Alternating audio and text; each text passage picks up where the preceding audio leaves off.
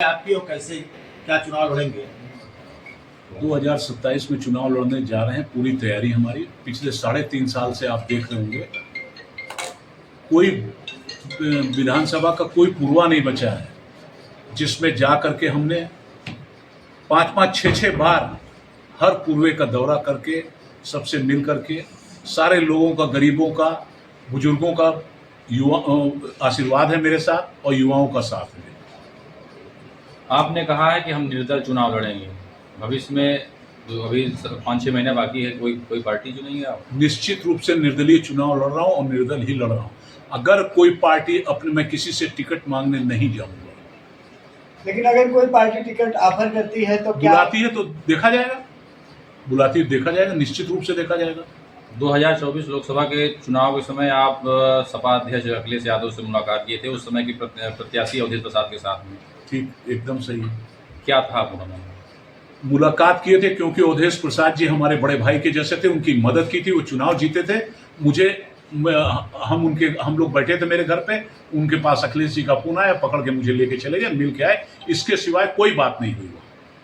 पहले बताया वहां कयास लगाया जा रहा है कि 27 में बीकापुर से सपा से आप दिला दो, सपा से करा दो आप। हम तो निर्दलीय लड़ रहे हैं, हमने आपको बताया है, और निर्दलीय तैयारी कर रहे हैं। आप पहले चुनाव लड़ चुके हैं माननीय जी, तब में और अब में क्या अंतर है? तब मैं आज चुनाव लड़ रहा हूं, मैं जीतने और हारने के लिए नहीं चुनाव लड़ रहा हूं। मैं जनता से सिर्फ इतना ही चाहता हूं, पब्लिक को इतना समझाना चाहता हूं, इतना ही कहना चाहता हूं कि आप हर बार धोखा चले जाते हो।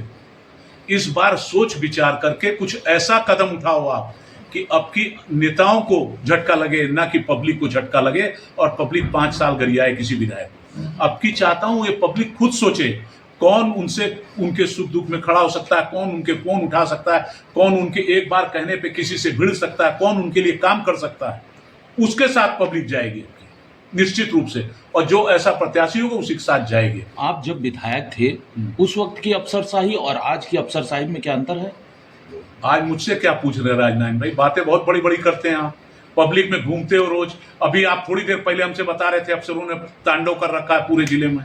अब आप हम ही से पूछ रहे उस बात। सब लोग को मालूम है, अफसर अधिकारी कोई सुनने वाला नहीं गरीबों का। विधायक जी, आप जनता से क्या कुछ अपील करना चाहते हैं? मेरी जनता से सिर्फ इतनी अपील है भैया कि इस बार चुनाव जनता उसी आदमी को वोट करे, न पैसे पे, न रुपए में, न पार्टी में, जो उनके सुख दुख में खड़ा हो, जो उनका फोन उठाए, जो उनका काम कर सके, जो उनके लिए दौड़ भाग करके किसी भी हद तक जा सके, किसी से जरूरत पड़ने पे भिड़ के उनका काम करवा सके, ऐसे प्रत्याशी के साथ हो जाए। एक समय था कि 4-5 पार्टियां लड़ती थी आमने सामने, कई कैंडिडेट प्रत्याशी बन जाते थे, लेकिन आज आमने सामने सिर्फ 2 ही पार्टियां होने की वजह से क्या और कैंडिडेटों का भविष्य खराब हो रहा है? हमको इस बारे में ज़्यादा जानकारी। वर्तमान जो बीजेपी विधायक हैं बीकापुर से, उनके विषय में क्या कहना चाहेंगे? उनके विकास कार्यों से आप क्षेत्र में निकल रहे हैं।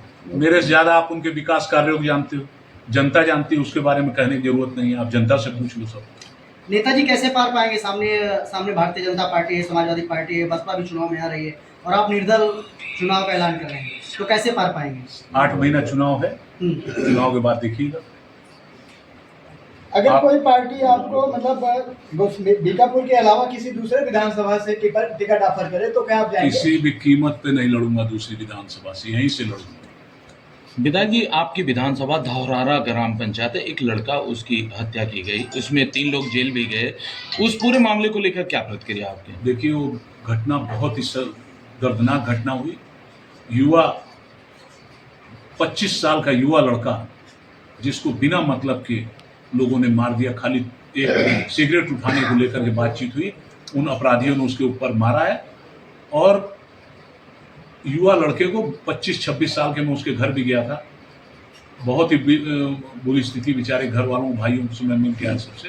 हम लोगों ने कल एसओ से भी बात की, 2-3 नाव, 3 लोग पकड़े गए जिन्होंने किया, उनको सख्त उनके खिलाफ कार्रवाई होनी चाहिए। भी कुछ आर्थिक भी मदद होनी चाहिए उनकी परिवार की? निश्चित रूप से होना चाहिए। परिवार को आर्थिक मदद कम से कम 50 लाख रुपए का सहयोग भी करना चाहिए, क्योंकि वो बीजेपी का एक बूथ का कार्यकर्ता था, इसलिए निश्चित रूप से उसका होना चाहिए। सवाल आपसे है कि 2024 में जब लोकसभा चुनाव के लिए अवधेश प्रसाद जी उतरे, उस समय एक मोर्चा संभाल लिया था, तहसीलों में छोटा जानवरों के लिए धरना प्रदर्शन किया करते थे। चुनाव अवधेश प्रसाद जी जो हमारे आपके सांसद हैं उस समय किया करते थे, लेकिन जीतने के बाद उस मुद्दे को भूल गए हैं वो। तो क्या आप इस तरह का कुछ कदम उठाएंगे, किसानों के हित के लिए कोई कदम उठाएंगे? राजनारायण भैया, मैं आपको बता दूं, जिस टाइम मौका अगर भगवान ने दिया तो आप देखिएगा, जनता ने मौका दिया तो आप देखिएगा। हम ये तो नहीं कहते, लेकिन ये आपको बताएंगे कि हाँ, पब्लिक कहेगी कि बबलू सिंह कुछ किया। मैंने 2007 से 12 में करके दिखाया है, तब आज लोग कह रहे हैं। फिर मौका मिला तो ऐसा करेंगे, लोगों को लगेगा कि बहुत कुछ कहने से कोई फायदा नहीं। आज आप कार्यकर्ताओं के साथ बैठक कर रहे हैं, ये कौन से कार्यकर्ता है, कैसे कार्यकर्ता है ये सब? ये मैंने ज़्यादा लोगों ने, कुछ लोगों अपने विशेष कार्यकर्ता जो बेचारे सहयोगी हैं मेरे, जो मेरे बारे में सोशल मीडिया वगैरह पर लगाया करते हैं, मैं उनसे कभी मिला नहीं था। मैं देखता हूँ अक्सर जब खोलता हूँ तो कोई ना कोई दिखता था, तो मैंने आज वो इस सबको मैंने कहा सबको बुला लो, सबके साथ चाय पानी हो जाए। विधायक जी, आप सक्रिय हैं लगातार, पहले विधायक भी रह चुके हैं, मीडिया से कितना संतुष्ट हैं आप? वही अच्छा मौका है ना। विधायक जी, आखिरी सवाल रहेगा 2024 के लोकसभा के चुनाव के प्रत्याशी इस समय के लल्लू सिंह का समर्थन आपने क्यों नहीं किया और अवधेश प्रसाद का क्यों किया, कारण क्या था? अवधेश प्रसाद का क्यों किया और लल्लू सिंह का क्यों नहीं किया, कारण क्या है? सवाल पूछ रहे हैं,